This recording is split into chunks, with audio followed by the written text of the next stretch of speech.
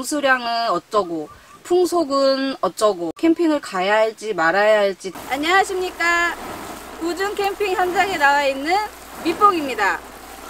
요즘 장마철도 아닌데 비가 너무 많이 오죠. 저희가 캠핑을 갈 때마다 비가 계속 오는 것 같아요. 오늘도 비 소식이 있다고 하더니 비가 오네요.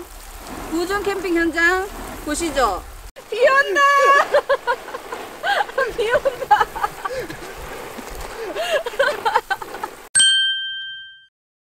오늘 일기예보에서 하루 종일 비가 쏟아진다고 해가지고 저희가 우중 캠핑 컨텐츠를 계획을 했거든요.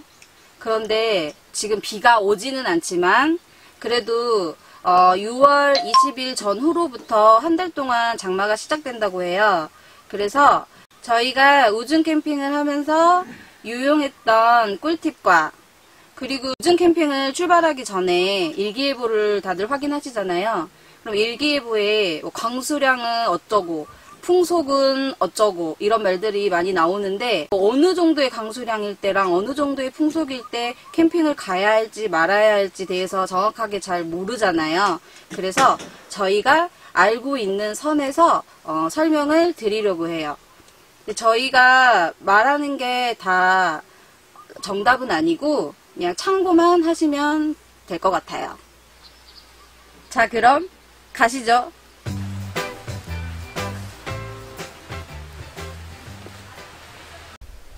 첫 번째로 우중 캠핑에 맞는 텐트를 결정하셔야 되는데요.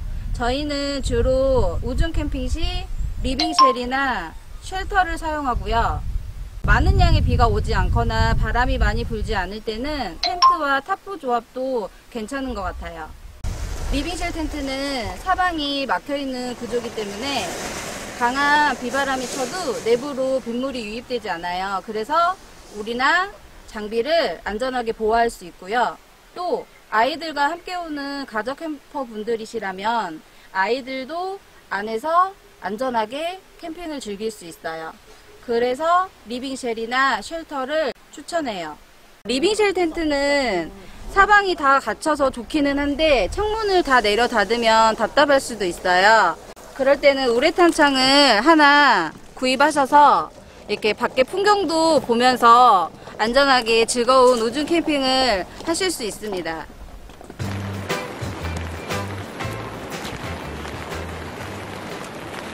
장마철이나 우중 캠핑 때는 땅이 물러있고 집안이 좀 약해져 있는 상태라서 되도록이면 최소 30cm 이상짜리 팩을 사용하시는 것을 권장드립니다. 팩은 항상 박으실 때 비스듬하게.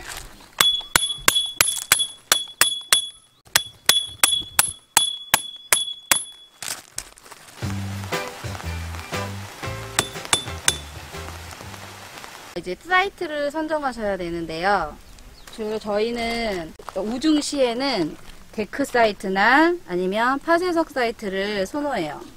잔디나 흙바닥 같은 경우는 물이 고일 수도 있고 텐트나 이런 장비들이 더러워질 수 있기 때문에 데크나 파쇄석을 선호하고요. 이왕이면 데크를 더 선호하는 편이에요. 저희가 데크를 또 선호하는 이유는 보시는 것과 같이 지면에서 좀 더 올라와 있는 위치에 있기 때문에 빗물이 텐트 안으로 유입될 확률이 조금 더 적고요. 실내는 혹시 모를 빗물이 유입될 수도 있기 때문에 이너 텐트를 사용하지 않고 주로 야전 침대를 사용하고 있어요. 우중 시에는 여기 바닥에서 습기가 좀 올라오거든요. 야침이랑 그 다음에 전기장판을 같이 사용을 해주시면 습기 차단에 도움이 돼요. 그래서 저희는 전기장판을 1단계, 제일 1단계로 설정을 해놓고 취침 모드로 설정을 해놓고 사용을 하고 있어요.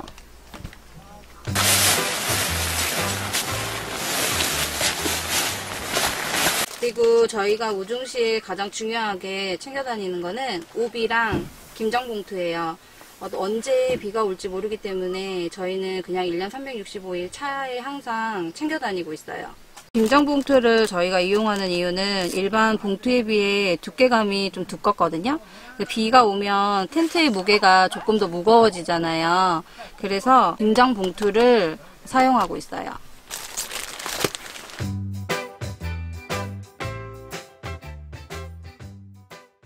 자, 그럼 저희가 강수량에 대해서 먼저 알아볼 텐데요.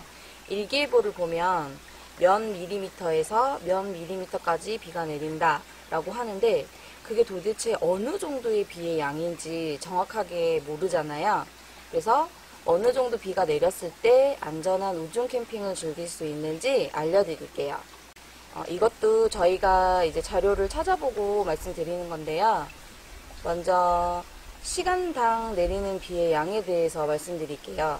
시간당 내리는 비의 양이라고 하면 1시간에 내리는 비의 양을 말하는데요. 첫 번째, 약한 비. 약한 비는 시간당 5mm 내리는 비의 양을 말하는 거고요. 이거는 장시간 오래 노출이 돼야 옷이 젖을 정도의 비의 양을 말하는 거예요. 두 번째, 보통비. 보통비는 시간당 10mm의 비의 양을 말하는 거고요. 이 정도의 비는 바닥에 물이 고이고 또 빗소리가 이제 들릴 정도의 비의 양을 말하는데요. 제가 생각했을 때 이 정도가 딱 즐거운 우중 캠핑을 즐길 수 있는 비가 아닌가 생각돼요. 세 번째, 강한 비. 강한 비는 시간당 20mm의 비의 양을 말하는 거고요. 이때는 배수가 되지 않는 곳에 가시면 비 피해 입을 가능성이 있어요. 그래서 노지보다는 배수 처리가 잘 되어 있는 오토 캠핑장을 가시는 걸 추천드립니다. 이때는 텐트 풀팩 하시는 걸 추천드리고요.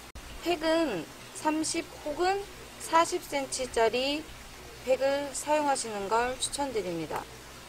네 번째, 폭우. 폭우는 시간당 30mm씩 내리는 비의 양을 말하고요. 이때는 하수구가 넘치고 침수나 홍수 등 위험한 상황이 생길 수 있기 때문에 캠핑을 가지 않는 것을 추천드립니다.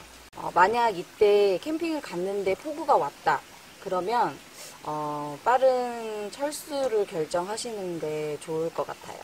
다섯 번째, 시간당 50mm씩 내리는 비의 양은 물을 양동이로 퍼붓는 듯 내리는 비를 말하는 거고요. 이때는 되도록이면 캠핑을 안 가시는 게 좋은데 만약에 캠핑장 예약이 돼 있으신다면 취소를 하시는 걸 추천드리고요. 만약 취소가 안 된다고 하면 캠장님과 말씀을 잘 하셔서 날짜를 변경하시는 걸 추천드립니다. 그 다음 풍속에 대해서 알아볼 텐데요. 풍속이라고 하면 바람의 속도를 말하는 거고요. 보통 날씨 어플을 이용해서 확인을 하실 수 있지만 보퍼트 풍구표를 참고하시면 조금 더 바람의 속도를 자세히 알 수 있어요. 자, 그럼 바람의 명칭과 바람 속도에 따른 캠핑 단계를 알려드릴게요. 첫 번째, 고요바람, 실바람, 남실바람은요 0에서 3.3m/s 이고요. 이때는 캠핑을 재밌게 즐기시면 됩니다. 두 번째, 산들바람. 이거는 3.4에서 5.4m/s 이고요. 캠핑을 가셔서 텐트에 풀팩 하시는 걸 추천드립니다. 세 번째, 건들바람. 건들바람은 5.5에서 7.9m/s 이고요. 이때는 먼지가 일고 작은 가지들이 흔들릴 정도의 바람이에요. 그래서 편하게 잠을 못 잘 수도 있어요. 네 번째, 흔들바람. 흔들바람은 8.0에서 10.7m/s 이고요. 이때는 작은 나무가 흔들리고 호수에 물결이 일어나는 바람의 속도이고요. 밤새도록 망치질을 하는 자신의 모습을 확인하실 수 있습니다. 다섯 번째, 댐바람. 이때는 10.8에서 13.8m/s 이고요. 큰 나무 가지가 흔들리고 우산을 들고 있기가 힘들 정도예요. 이때부터는 텐트의 폴대가 휠 수 있기 때문에 캠핑을 안 가시는 걸 추천드립니다. 여섯 번째, 샘바람. 이때 바람 속도는 13.9에서 17.1m/s이고요. 나무 전체가 흔들리고 걷기가 힘들 정도예요. 우리들의 소중한 텐트의 스킨이 찢어질 수 있기 때문에 캠핑을 안 가시는 걸 추천드립니다. 7번째, 큰 바람. 큰 바람의 바람의 속도는 17.2에서 20.7m/s이고요. 이때는 작은 나무의 가지가 꺾이고 바람에 맞서서 걸을 수가 없을 정도예요. 우리들의 소중한 텐트가 다른 사이트에 가 있을 수도 있어요. 8번째, 큰샘 바람, 노대 바람, 왕 바람, 싹스 바람. 이때의 바람 속도는요, 20.8m/s 이상의 바람의 속도고요. 이때부터는 텐트를 버려야 할 수도 있고 또 자연과 맞서 싸워야 하기 때문에 캠핑을 절대 안 가시는 걸 추천드립니다.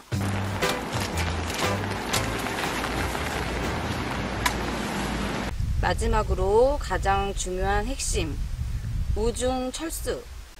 철수하는 날 날씨가 좋아서 텐트를 다 말리고 오면 좋겠지만 그렇지 못한 경우에는 텐트를 말리는 것도 일인데요. 저희도 이 부분 때문에 우중 캠핑을 해야 하나 말아야 하나 고민이 돼요. 집에 마당이 있거나 옥상이 있는 경우에는 쉽게 텐트를 말릴 수 있겠지만 텐트 말리는 게 걱정이 되실 거예요. 저희가 주로 사용하고 있는 방법은 저희가 사는 곳에는 옥상이 있거든요. 옥상이 있어서 처음에는 이제 건조대를 두고 텐트를 말렸는데 바람이 강하게 불거나 할 경우에는 텐트가 날아가기도 하고 건조대가 쓰러지는 그런 불편한 점이 있더라고요. 그래서 지금은 계단을 이용하고 있어요. 계단에 건조대를 놓고 그 위에 텐트를 하루 정도 말리면 어느 정도 건조가 돼요. 그리고 다음 캠핑 때 한 번 더 가지고 가서 더 바짝 말려주고 있어요. 만약에 거기 계단에 건조대를 놓을 수 있는 공간이 나오지 않는다면 그냥 계단에 이렇게 널어두시는 것도 괜찮은 방법이에요. 그런데 사람들이 왔다 갔다 하는 시간대에는 피하시고 저녁 시간쯤, 사람들이 많이 다니지 않는 저녁 시간대를 이용하시는 걸 추천드려요. 근처에 공원이 있다면 공원에 가셔서 말리시는 것도 좋은데 그것 또한 여의치 않다 하면 정말 이거는 이제 마지막 방법인데요. 주차장 차 위에 텐트를 널어놓는 방법도 있어요. 저희도 3년 전에 강원도로 캠핑을 갔었는데 그때 우중 캠핑을 갔었거든요.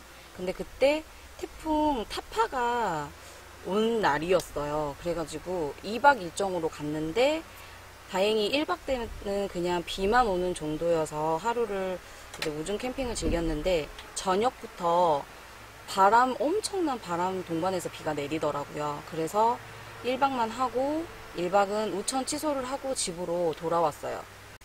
절대 자연에 맞서거나 도전하기보다는 빠른 철수 또는 캠핑을 안 가시는 걸 추천드립니다. 마지막으로 우중 캠핑을 완벽하게 즐길 수 있는 한 가지, 바로 막걸리입니다. 막걸리에 전 한 장 부쳐 먹으면 정말 맛있어요. 그럼 안전하고 즐거운 우중 캠핑 되시기 바랍니다.